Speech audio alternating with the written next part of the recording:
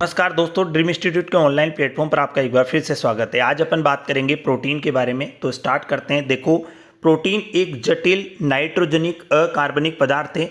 पशु शरीर का लगभग 17 से 20% जो भाग होता है वो प्रोटीन से निर्मित होता है।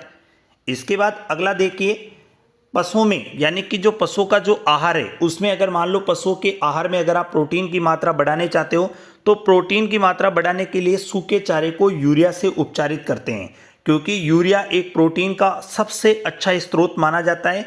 याद रखना, यूरिया कैसे उपचारित करते हैं। 4 किलो यूरिया को 40 किलो पानी में घोलते हैं और 100 किलो भूसे को उपचारित करते हैं। तो जैसे ही सूखे चारे को आप यूरिया से उपचारित करते हो तो प्रोटीन की मात्रा बढ़ जाती है। शरीर में नई कोशिकाओं का जो निर्माण होता है वो भी प्रोटीन से होता है। शरीर में अम्ल और क्षार का जो संतुलन बनना रहता है, जैसे अम्ल कितना है, क्षार दोनों का जो संतुलन होता है वो भी प्रोटीन के द्वारा ही बना होता है। अगला देखिए, एंजाइम, हार्मोन, पाचक जूस प्रोटीन के बने हुए होते हैं। शरीर में ऊतकों का जो निर्माण होता है वो भी प्रोटीन के द्वारा होता है। शरीर की त्वचा, बाल, ऊन, नाखून आदि के निर्माण हेतु प्रोटीन की आवश्यकता होती है। तो देखो, एंजाइम के लिए यानी जो भी एंजाइम पाए जाते हैं, हार्मोन, पाचक जूस, ये सब प्रोटीन के बने हुए होते हैं। शरीर में ऊतक का निर्माण होता है वो भी प्रोटीन के द्वारा होता है। शरीर की त्वचा, बाल, ऊन, नाखून आदि जो होते हैं वो प्रोटीन के द्वारा निर्मित होते हैं। पशुओं में मैंने आपको बोला कि जब सूखे चारे में यूरिया से आप उपचारित करोगे तो डीसीपी और टीडीएन यानी कि प्रोटीन की मात्रा बढ़ाने के लिए भी चारे को यूरिया से उपचारित करते हैं। इसके बाद आगे देखिए, प्रोटीन में 16% नाइट्रोजन होती है।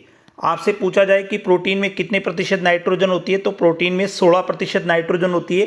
अंडा व मांस प्रोटीन का सबसे अच्छा स्रोत माने जाते हैं। दालें प्रोटीन का सबसे अच्छा स्रोत है।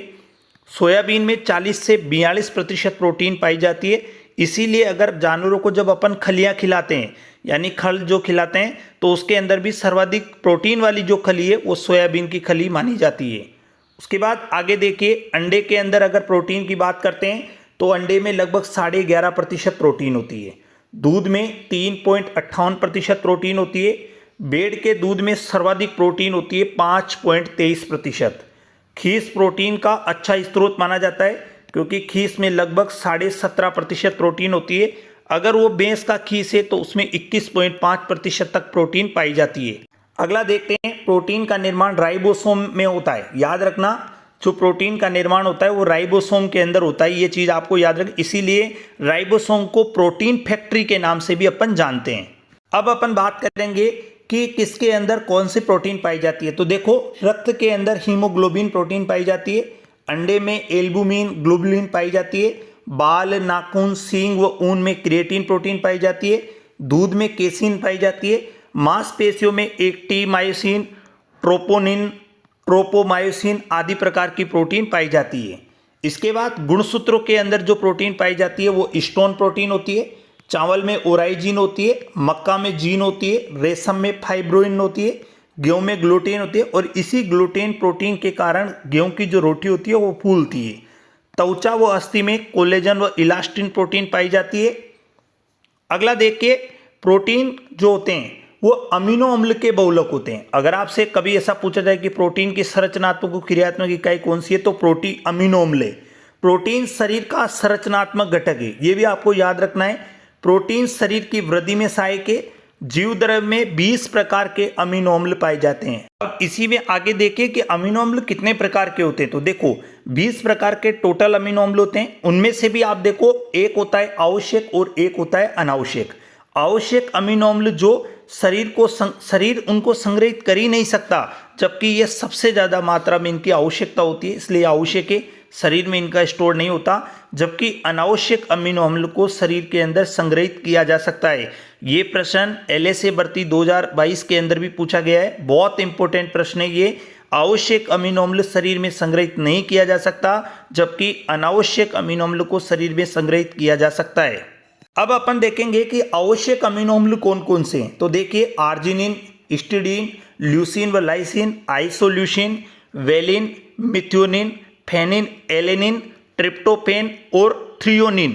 तो ये हैं आवश्यक अमीनो अम्ल जो शरीर को आवश्यक होते हैं। लेकिन याद रखना, रुमंती पशुओं के अंदर आवश्यक अमीनो अम्ल की संख्या होती है 0। कई बार पूछा जाता है, बच्चे सोचते हैं कि आवश्यक अमीनो अम्ल की मात्रा तो ज़्यादा होगी क्योंकि ये आवश्यक होते हैं, लेकिन इनकी मात्रा रोमन्ती पशुओं के अंदर होती है 0। अगला देखिए अनावश्यक अमीनो अम्ल, तो सीरीन होता है, ग्लाइसिन होता है, सिस्टीन होता है, प्रोलीन होता है, टायरोसिन होता है, सिट्रिलिन होता है, मेथॉक्सीप्रोलिन होता है, ग्लूटामिल अम्ल होता है और एस्पार्टिक अम्ल होता है। तो ये सारे के सारे अनावश्यक अमीनो अम्ल होते हैं। तो आपसे कभी एग्जाम में ये भी पूछा जा सकता है कि आवश्यक और अनावश्यक अमीनो अम्ल निम्न में से कौन सा अनावश्यक अमीनो अम्ल है, कौन सा अनावश्यक अमीनो अम्ल है, ये भी आपसे पूछा जा सकता है। इसके बाद अब अपन आगे देखते हैं तो पशुओं में आवश्यक अमीनो अम्ल की मात्रा। तो देखो गाय के अंदर इनकी संख्या होती है 0, सूअर में होती है 8, जबकि मुर्गी के अंदर होती है 11। तो ये चीज़ भी आपको याद रखनी है। इसके बाद अपन आगे देखते हैं खलियां प्रोटीन का सबसे अच्छा स्रोत मानी जाती है, जैसे मूंगफली की खली, सोयाबीन की खली। सूअर को राशन में 16% प्रोटीन की आवश्यकता होती है। अगला आपसे पूछा जा सकता है कि सूअर को आहार के अंदर प्रोटीन की कितने प्रतिशत मात्रा की आवश्यकता होती है, तो 16%। गाय को 13% होती है, जबकि अंडा देने वाली मुर्गियों को लगभग 10 से 20% प्रोटीन की आवश्यकता होती है। जैसे अभी ऊन उत्पादन आएगा तो ऊन उत्पादन करने वाली भेड़ों को प्रतिदिन 10% प्रोटीन की आवश्यकता होती है उनके आहार में। अगला देखिए ऊन उत्पादन करने वाली भेड़ को प्रतिदिन 10% प्रोटीन की आवश्यकता होती है। खीस में 17.5% प्रोटीन की आवश्यकता होती है। तो अपन अब इसको दोबारा देखते हैं थोड़ा सा। तो इनमें कई सारे ऐसे प्रश्न हैं प्रोटीन के अंदर जो बार बार एग्जाम में पूछे जाते हैं। तो देखते हैं कि इंपॉर्टेंट प्रश्न कौन कौन से हैं। तो देखो सबसे पहला जो था यहाँ पे एक ही प्रश्न आपसे पूछा जा सकता है कि पशु शरीर में प्रोटीन की मात्रा कितने प्रतिशत होती है, तो पशु शरीर में 17 से 20% प्रोटीन की मात्रा होती है। उसके बाद इस वाले के अंदर आपसे पूछा जा सकता है कि जब आप चारे को यूरिया से उपचारित करते हो तो आपको कैसे करना है। तो ये चीज़ याद रखनी है कि 4 किलो यूरिया को 40 किलो पानी में घोलकर 100 किलो भूसे को उपचारित किया जाता है, यानी कि 4% घोल आप काम में लेते हो। तो ये चीज़ भी आपको याद रखनी है, क्योंकि जब अपन जैसे आहार पढ़ेंगे तो आहार के अंदर तो ये चीज़ आएगी सही, लेकिन याद रखना कि जब यूरिया से चारे को उपचारित करते हो तो प्रोटीन की मात्रा बढ़ती है, क्योंकि बिना जब यूरिया से उपचारित चारा जो रहता है उसके अंदर DCP 0 होता है, जबकि TDN उसके अंदर होता है 30 से 40%। लेकिन जैसे आप यूरिया से उपचारित करते हो तो DCP की मात्रा पहुंच जाती है 3 से 5%, जबकि TDN की मात्रा पहुंच जाती है लगभग 48 से 50%। तो ये चीज़ भी आपको याद रखनी है। उसके बाद इसके अंदर एक और पॉइंट है जो आपको याद रखना है कि शरीर में अम्ल और सार का संतुलन कौन बनाए रखता है, तो ये रखता है प्रोटीन। उसके बाद अगला देखिए एंजाइम, हार्मोन, पाचक रूस प्रोटीन के बने हुए थे, ये भी आपको याद रखने हैं। अगला यहाँ पे देखिए आप त्वचा, बाल, ऊन, नाखून आदि के निर्माण हेतु प्रोटीन की आवश्यकता होती है। तो कई बार प्रश्न पूछा जाता है कि शरीर में त्वचा, बाल, ऊन, नाखून के निर्माण के लिए किसकी आवश्यकता होती है, तो प्रोटीन की आवश्यकता होती है। यहाँ पे देखिए प्रोटीन के अंदर कितने प्रतिशत नाइट्रोजन होती है, तो प्रोटीन के अंदर 16% नाइट्रोजन होती है, ये भी पूछा जाता है। अंडा व मांस किसका सबसे अच्छा स्रोत है, ये तो बहुत इंपॉर्टेंट प्रश्न है। और अगला आपसे पूछा जा सकता है कि सर्वाधिक प्रोटीन वाली खली कौन सी है, तो देखो सर्वाधिक जो प्रोटीन होती है वो सोयाबीन के अंदर होती है 40 से 42%, और सर्वाधिक जो प्रोटीन वाली जो खली होती है वो भी सोयाबीन की खली होती है। उसके बाद आगे देखिए आप अंडे के अंदर प्रोटीन आपको याद करनी है, क्योंकि ये तो अंडा जब अपन मुर्गियों का अंडा पढ़ेंगे तब भी आएगा। और अंडे के अंदर प्रोटीन का सबसे अच्छा स्रोत होता है, प्रोटीन की मात्रा होती है 11.5%। दूध में 3.58% प्रोटीन होती है। भेड़ के दूध में सर्वाधिक 5.23% प्रोटीन होती है। खीस प्रोटीन का सबसे अच्छा स्रोत माना जाता है। प्रोटीन का निर्माण राइबोसोम में होता है, ये जब आप विज्ञान पढ़ोगे तो वहाँ पे भी आएगा कि प्रोटीन का निर्माण कहाँ होता है, तो राइबोसोम में। इसीलिए राइबोसोम को प्रोटीन की प्रोटीन फैक्ट्री, यूँ मान के चलिए प्रोटीन फैक्ट्री भी उसको राइबोसोम को कहा जाता है। उसके बाद देखो किसके अंदर कौन सी प्रोटीन पाई जाती है, ये तो सबसे ज़्यादा इंपॉर्टेंट है। ये तो आपको ये वाला और ये वाला पेज तो आपको याद करना ही है, क्योंकि ये तो सबसे ज़्यादा इंपॉर्टेंट है। इसके बाद अपन आगे बढ़ते हैं तो प्रोटीन किसके, तो देखिए प्रोटीन की संरचनात्मक इकाई कौन सी है, तो अमीनो अम्ल, ये भी आपको याद रखने। आवश्यक अमीनो अम्ल कौन से हैं, ये भी आपको याद रखने। अनावश्यक अमीनो अम्ल कौन से, ये भी आपको याद रखने। यहाँ देखिए ये तीनों चीज़ें भी आपको नोट करनी है यहाँ पे कि गाय के अंदर 0, सूअर में 8 और मुर्गी के अंदर 11। तो ये सबसे ज़्यादा इंपॉर्टेंट थी। जिन बात करेंगे कार्बोहाइड्रेट्स के बारे में, तो स्टार्ट करते हैं। पशु शरीर में 1% से कम कार्बोहाइड्रेट्स पाया जाता है। ये रक्त मांसपेशियां वो यकृत में पाया जाता है। कार्बोहाइड्रेट्स कार्बन, हाइड्रोजन व ऑक्सीजन से मिलकर बनता है। आपने CHO सुना होगा नाम, कार्बन, हाइड्रोजन व ऑक्सीजन से मिलकर बनता है। मुख्य इकाई शर्कराएं, कार्बोहाइड्रेट्स की मुख्य इकाई पूछी जाती है तो शर्कराएं। तो यहाँ अपन ने बात करी पशु शरीर में 1% से कम कार्बोहाइड्रेट्स पाया जाता है। कार्बोहाइड्रेट्स शरीर में रक्त, मांसपेशियां, यकृत में पाया जाता है। कार्बोहाइड्रेट्स कार्बन, हाइड्रोजन, ऑक्सीजन से मिलकर बनता है और कार्बोहाइड्रेट्स की सबसे मुख्य जो इकाई है वो शर्करा है। अगला देखिए, हाइड्रोजन ऑक्सीजन का अनुपात 2:1 होता है। कार्बोहाइड्रेट्स को CnH2O से प्रदर्शित किया जाता है। तो कई बार एग्जाम में पूछा जाता है कि हाइड्रोजन और ऑक्सीजन का अनुपात कितना होता है। तो हाइड्रोजन और ऑक्सीजन का जो अनुपात होता है वो 2:1 होता है। तो आपने देखा होगा H2O, तो यानी हाइड्रोजन के 2 अणु, ऑक्सीजन का 1, यानी 2:1 में प्रदर्शित किया जाता है। इसी में अगला देखिए, कार्बोहाइड्रेट्स घुलनशीलता के आधार पर 2 प्रकार के होते हैं। घुलनशील कार्बोहाइड्रेट्स तो शर्करा, स्टार्च, हेमिसेल्यूलोज। तो स्टार्च इसका उदाहरण नहीं है, तो याद रखना इसके उदाहरण एक तो शर्करा है, एक हेमिसेल्यूलोज है। इन्हें नाइट्रोजन मुक्त सार यानी NAP के नाम से भी जानते हैं, नाइट्रोजन फ्री एक्सट्रैक्ट भी कहते हैं। ये आसानी से पच जाते हैं, भोजन में इनका पाचन आसानी से हो जाता है। अब आपसे पूछा जा सकता है कि आसानी से पचने वाले कार्बोहाइड्रेट्स के प्रकार कौन से हैं, तो अपन को बताना है शर्करा और हेमिसेल्यूलोज हैं। अगला देखिए, घुलनशील जो जल में अघुलनशील होते हैं। अभी अपन ने घुलनशील पढ़ा, अब आप पढ़ेंगे जल में अघुलनशील कार्बोहाइड्रेट्स। ये तंतुमय पदार्थ जैसे क्रूड फाइबर, सेल्यूलोज व लिग्निन होते हैं। इन कार्बोहाइड्रेट्स का पाचन रुमंती पशुओं में हो जाता है, जबकि अरुमंती पशुओं में नहीं होता। तो देखो, रुमंती पशु जैसे गाय, भैंस, भेड़, बकरियों में इसका पाचन हो जाता है, जबकि जैसे सुअर है, गधा है, घोड़ा है, कुत्ता है, इसमें इस वाले कार्बोहाइड्रेट्स का पाचन नहीं हो पाता है। तो जैसे आपसे ये पूछा जा सकता है कि निम्न में से कौन सा कार्बोहाइड्रेट्स का पाचन रुमंती पशुओं में हो सकता है, तो याद रखना है क्रूड फाइबर, सेल्यूलोज और लिग्निन का हो सकता है। अरुमंती पशुओं में किसका पाचन नहीं हो सकता, तो इन प्रकार के जो कार्बोहाइड्रेट से इनका पाचन नहीं हो सकता है। अगला देखिए, जो ये क्रूड फाइबर है, सेल्यूलोज है, लिग्निन है, रेसा है, तो इनका सबसे अच्छा स्रोत क्या है, तो इसका स्रोत है भूसा है, घास है, चोकर, इसके सबसे अच्छे स्रोत माने जाते हैं। अगला देखिए, कार्बोहाइड्रेट्स के कार्य। भोजन का मुख्य अवयव है, ऊर्जा का अच्छा स्रोत है, शरीर का तापमान नियंत्रित है, ये यकृत व मांसपेशियों में ग्लाइकोजन के रूप में संग्रहित होता है तथा आवश्यकता होने पर ग्लूकोज में परिवर्तित होकर शरीर को ऊर्जा प्रदान करता है। अब आप देखो, सबसे पहला ही प्रश्न इंपोर्टेंट है, कई बार पूछा जाता है कि भोजन का सबसे मुख्य अवयव क्या है, कार्बोहाइड्रेट्स। अगला प्रश्न कई बार पूछा गया है कि कार्बोहाइड्रेट शरीर में कहाँ पे एकत्रित होता है, तो ये यकृत और मांसपेशियों में होता है। किस रूप में होता है, ग्लाइकोजन के रूप में होता है, इसीलिए इसे पशु स्टार्च के नाम से भी जाना जाता है, यानी ग्लाइकोजन को पशु स्टार्च के नाम से भी जाना जाता है। अब आपसे अगला पूछा जाता है कि आवश्यकता पड़ने पर ग्लूकोज का निर्माण कहाँ से होता है, तो देखो, यकृत और मांसपेशियों में जब जो भी अवयव था उसको कार्बोहाइड्रेट्स के रूप में अपने पास मिला था, तो ग्लाइकोजन के रूप में अपने पास संग्रहित था, तो उसको क्या करेगा, बाद में ग्लूकोज में परिवर्तन करके एनर्जी प्रदान करने का काम करता है।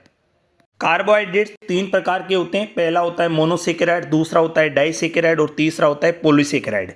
मोनोसेकेराइड होता है, ये सबसे छोटा होता है, यानी कि सबसे छोटी प्रकार की जो शर्करा हो ये मोनोसेकेराइड। डाइसेकेराइड के अंदर 2 से 10 कार्बोहाइड्रेट्स के अणु पाए जाते हैं, जबकि 10 से अधिक जब अणु पाए जाते हैं तो पॉलीसेकेराइड कहलाते हैं। इनके कौन कौन से उदाहरण हैं उनके बारे में अब हम बात करते हैं। अब अपन देखते हैं मोनोसेकेराइड कार्बोहाइड्रेट्स के बारे में। इसे सरल शर्करा भी कहा जाता है। ये कार्बोहाइड्रेट्स का सबसे छोटा अणु है। उदाहरण है ग्लूकोज, फ्रक्टोज और गैलेक्टोज। याद रखना, आपसे एग्जाम में कई बार पूछा जा सकता है कि मोनोसेकेराइड, डाइसेकेराइड और पॉलीसेकेराइड तीनों के अलग अलग कार्बोहाइड्रेट्स होंगे, तो आपको कोई सा भी कार्बोहाइड्रेट दे दिया जाएगा और इनमें से पूछा जाएगा निम्न में से कौन सा मोनोसेकेराइड है, कौन सा डाइसेकेराइड है, कौन सा पॉलीसेकेराइड है। तो आपको याद रखना है मोनोसेकेराइड कार्बोहाइड्रेट्स कौन कौन से, ग्लूकोज है, फ्रक्टोज है और गैलेक्टोज है। इसी में अगला देखिए, कार्बोहाइड्रेट्स डाइसेकेराइड प्रकार के उदाहरण देखिए, माल्टोज, लैक्टोज और सुक्रोज। वहां अपन ने पढ़ा था ग्लूकोज, फ्रक्टोज और गैलेक्टोज, जबकि डाइसेकेराइड के उदाहरण अपन पढ़ रहे हैं माल्टोज, लैक्टोज और सुक्रोज। अगला आता है पॉलीसेकेराइड के उदाहरण, तो स्टार्च आ गया, ग्लाइकोजन आ गया, सेल्यूलोज, हेमिसेल्यूलोज, गोंद, म्यूसिलेज और लिग्निन आदि। ये सारे के सारे प्रकार अपन पढ़ते हैं। देखो, कार्बोहाइड्रेट 3 प्रकार के पड़े, मोनोसेकेराइड, डाइसेकेराइड और पॉलीसेकेराइड। मोनोसेकेराइड में कार्बोहाइड्रेट्स के एक अणु थे, जिसके उदाहरण अपन ने पढ़ा, ग्लूकोज पढ़ा, फ्रक्टोज पढ़ा, गैलेक्टोज पढ़ा। एक कार्बोहाइड्रेट होता है डाइसेकेराइड, जिसके अंदर कार्बोहाइड्रेट्स के दो अणु थे, शर्करा के दो अणु अपन को मिले, तो उसको अपन ने कहा डाइसेकेराइड। डाइसेकेराइड के उदाहरण अपन ने पढ़ा, माल्टोज पढ़ा, सुक्रोज पढ़ा और लैक्टोज पढ़ा। एक होता है पॉलीसेकेराइड, जिसके अंदर कार्बोहाइड्रेट्स में जो शर्करा के अणु है 2 से 10 थे, जिसका उदाहरण पॉलीसेकेराइड। तो देखिए उदाहरण स्टार्च, ग्लाइकोजन, सेल्यूलोज, हेमीसेल्यूलोज, गोंद, म्यूसिलेज और लिग्निन आदि अपन ने पढ़े।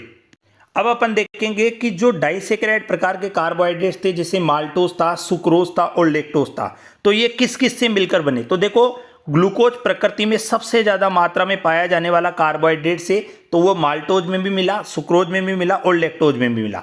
तो अब अपन को यहां देखना है कि माल्टोज कैसे बना। तो ग्लूकोज प्लस ग्लूकोज से तो निर्माण हुआ माल्टोज का, ग्लूकोज प्लस फ्रक्टोज से निर्माण हुआ सुक्रोज का, और ग्लूकोज प्लस गैलेक्टोज से निर्माण हुआ लैक्टोज का। अभी तक अपन ने पढ़ा कार्बोहाइड्रेट्स के प्रकार, जैसे मोनोसेकेराइड, डाइसेकेराइड, पॉलीसेकेराइड। अब जो कार्बोहाइड्रेट्स पाए गए थे, अब उनके बारे में डिटेल से बात करेंगे। तो सबसे पहला है ग्लूकोज। प्रकृति में सर्वाधिक मात्रा में पाया जाने वाला कार्बोहाइड्रेट्स ग्लूकोज है। इसे डेक्सट्रोज, ग्रेप शुगर, रक्त शर्करा के नाम से भी जाना जाता है, अंगूर शर्करा भी इसे कहा जाता है। ग्लूकोज देखना प्रकृति में सबसे ज्यादा मात्रा में पाया जाता है। डेक्सट्रोज का, ग्रेप शुगर का, रक्त शर्करा भी इसको कहा, अंगूर शर्करा भी इसे कहा गया। तो ये कुछ इंपॉर्टेंट चीजें थी जो ग्लूकोज से संबंधित है।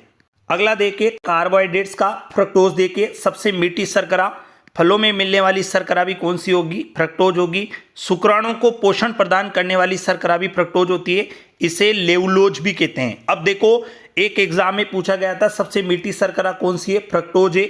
फलों में मिलने वाली शर्करा कौन सी होगी, तो वो भी फ्रक्टोज होगी। शुक्राणु को पोषण प्रदान करने वाली शर्करा भी कौन सी होगी, फ्रक्टोज होगी। और इसे लेवुलोज के नाम से भी जाना जाता है, तो वो कौन सी शर्करा होगी, फ्रक्टोज होगी। अगला देखिए गैलेक्टोज के बारे में, दूध में मिलती है इसीलिए इसे दुग्ध शर्करा भी कहते हैं, मस्तिष्क शर्करा के नाम से भी जाना जाता है। ये चीज आपको याद रखनी। गैलेक्टोज को दुग्ध शर्करा क्यों कहा, क्योंकि ये ग्लूकोज प्लस गैलेक्टोज मिलकर ही तो लैक्टोज का निर्माण करते हैं, इसीलिए आप गैलेक्टोज को दुग्ध शर्करा कह सकते हो। लेकिन कभी ऐसा ऑप्शन होगा नहीं कि लैक्टोज भी ऑप्शन में हो, गैलेक्टोज भी हो। गैलेक्टोज ऑप्शन होगा तो दुग्ध शर्करा हो जाएगा, और लैक्टोज को तो आप कहते ही हो, क्योंकि लैक्टोज एक डाइसेकेराइड प्रकार का कार्बोहाइड्रेट से जो ग्लूकोज प्लस गैलेक्टोज से मिलकर बनता है। अगला देखिए कार्बोहाइड्रेट्स का माल्टोज वाला प्रकार। देखिए इसे अंकुरित शर्करा, माल्टा शर्करा कहते हैं। इसी को जो शर्करा कहा जाता है जो कि अंकुरित क्रिया को माल्टा कहते हैं। अब अगर आपसे पूछा जाता है कि जो कि अंकुरित जो क्रिया होती है, अंकुरित होने की जो क्रिया होती है, उसे क्या कहा जाता है, तो माल्टा कहा जाता है। इसीलिए माल्टा शर्करा या अंकुरित शर्करा के नाम से भी माल्टोज को जाना जाता है, जो शर्करा के नाम से भी माल्टोज को जाना जाता है। अगला देखिए सुक्रोज, गन्ने में पाया जाने वाला कार्बोहाइड्रेट्स यही है, इसे बीट शर्करा, चीनी शर्करा के नाम से भी जाना जाता है।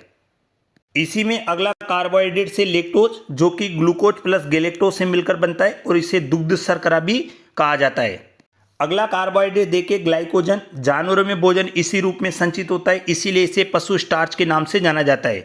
देखो अपन ने थोड़ी देर पहले बात करी थी कि जो ग्लाइकोजन होता है, तो याद रखो कार्बोहाइड्रेट शरीर के मांसपेशियों यकृत में एकत्रित हो जाता है ग्लाइकोजन के रूप में। जब शरीर को एनर्जी की आवश्यकता होती है तो ग्लाइकोजन बदल जाता है ग्लूकोज में।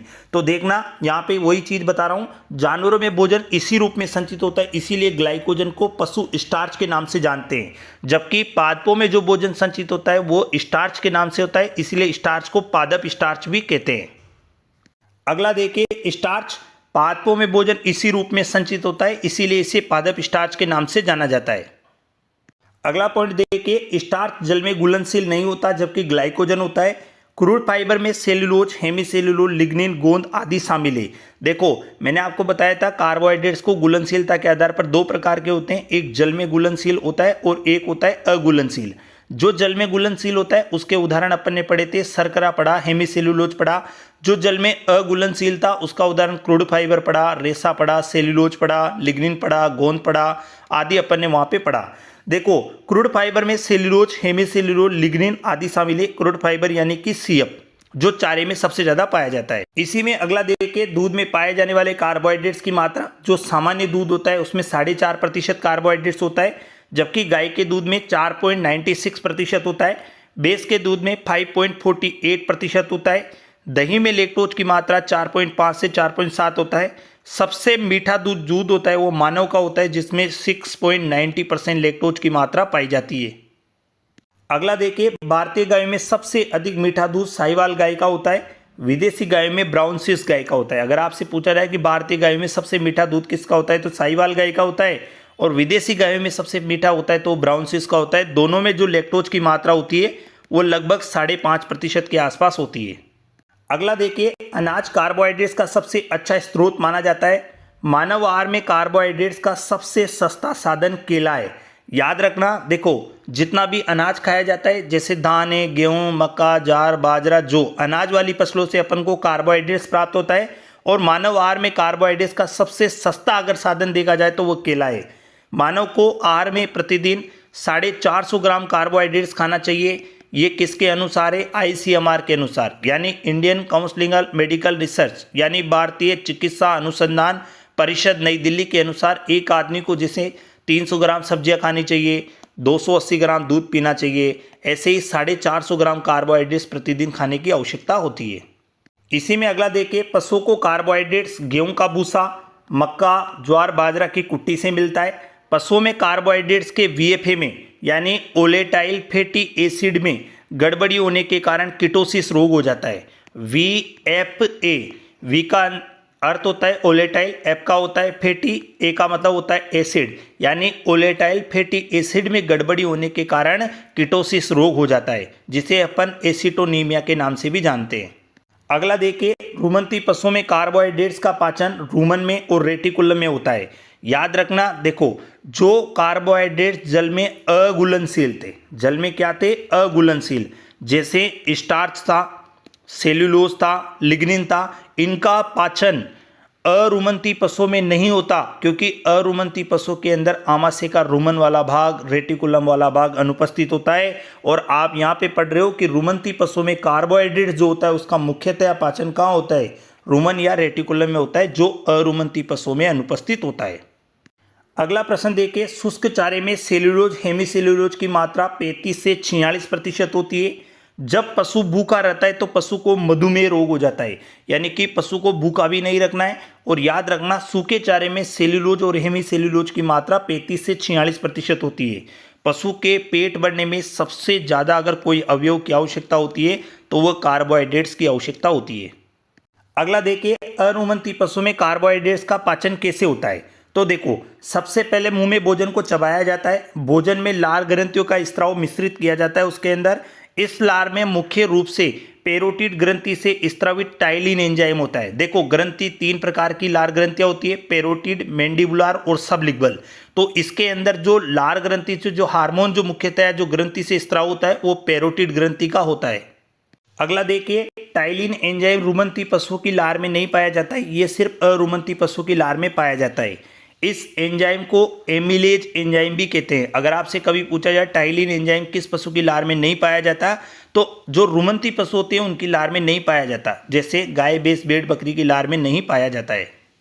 अब आगे देखिए, टाइलिन जो एंजाइम होता है वो पॉलीसेकेराइड कार्बोहाइड्रेट्स को स्टार्च, जैसे पॉलीसेकेराइड जो कार्बोहाइड्रेट्स होता है जैसे स्टार्च है, ग्लाइकोजन है, उसको जल में अपघटित कर माल्टोज में बदल देता है। टाइलिन एंजाइम स्टार्च का पाचन तब तक करता है जब तक आमाशय से स्त्रावित HCl अम्ल इसकी क्रिया को नहीं रोकता है।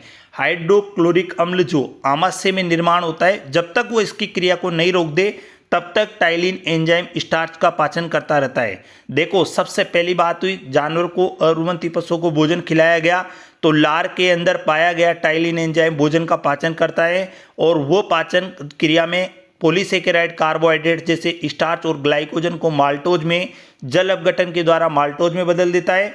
टाइलिन एंजाइम स्टार्च का पाचन तब तक करता है जब तक आमाशय से स्त्रावित HCl उसकी क्रिया को नहीं रोक देता। देखिए, कार्बोहाइड्रेट्स का मुख्य पाचन छोटी आंत के डुडेनम व अग्नाशय स्त्राव के द्वारा होता है। यहाँ शेष स्टार्च को माल्टोज व आइसोमाल्टोज में बदल दिया जाता है। याद रखना, छोटी आंत के 3 भाग होते हैं, ड्यूडेनम, जेजुनम, इलियम। तो जो उसका वास्तविक पाचन हो रहा है वो कौन से वाले भाग में हो रहा है? डेडुनम वाले भाग के अंदर हो रहा है। इसी में आगे देखिए, एक होता है ग्लाइकोजिनेसिस, ग्लूकोज से ग्लाइकोजन का बनना ग्लाइकोजिनेसिस कहलाता है। एक होता है ग्लाइकोजिनियोलाइसिस, यकृत में ग्लाइकोजन का ग्लूकोज में बदलना व मांसपेशियों में पायरुविक अम्ल व लैक्टिक अम्ल का बढ़ना। याद रखना, एक अपन ने पढ़ा ग्लाइकोजिनेसिस, एक अपन ने पढ़ा ग्लाइकोजिनियोलाइसिस। तो दोनों में अंतर याद रखना, ग्लूकोज से ग्लाइकोजन का बनना ग्लाइकोजिनेसिस कहलाता है, जबकि यकृत में ग्लाइकोजन का ग्लूकोज में बदलना वो कहलाता है ग्लाइकोजिनियोलाइसिस। अगला देखिए ग्लाइकोलाइसिस, ग्लूकोज फ्रक्टोज व ग्लाइकोजन से पार्विक अम्ल व लैक्टिक अम्ल का निर्माण वाला कहलाता है ग्लाइकोलाइसिस। अगला आता है ग्लाइकोनियोजिनेसिस, क्या कहलाता है, कार्बोहाइड्रेट से ग्लाइकोजन का बनना। तो आपके चारों चीजें समझ में आ गई होगी। देखिए इससे पहले अपन ने दो चीजों के बारे में बात करी है, तो दो चीजें कौन कौन सी थी, ये थी अपने पास, एक तो था ग्लाइकोजिनेसिस। देखो एक तो था अपने ग्लाइकोजिनेसिस जहां अपन ने पढ़ा कि ग्लूकोज से ग्लाइकोजन का बनना ग्लाइकोजिनेसिस पढ़ा। एक अपन ने पढ़ा ग्लाइकोजिनियोलाइसिस पढ़ा, जिसके अंदर यकृत में ग्लाइकोजन का ग्लूकोज में बदलना व मांसपेशियों में पायरुविक अम्ल व लैक्टिक अम्ल का बढ़ना। इसके बाद दो चीजें अपन ने आगे पढ़ी, एक पढ़ा ग्लाइकोलाइसिस जहां अपन ने पढ़ा कि ग्लूकोज फ्रक्टोज व ग्लाइकोजन से पायरुविक अम्ल व लैक्टिक अम्ल का निर्माण होना। एक अपन ने पढ़ा ग्लाइकोनियोजिनेसिस जहां अपन पढ़ रहे कार्बोहाइड्रेट से ग्लाइकोजन का बनना।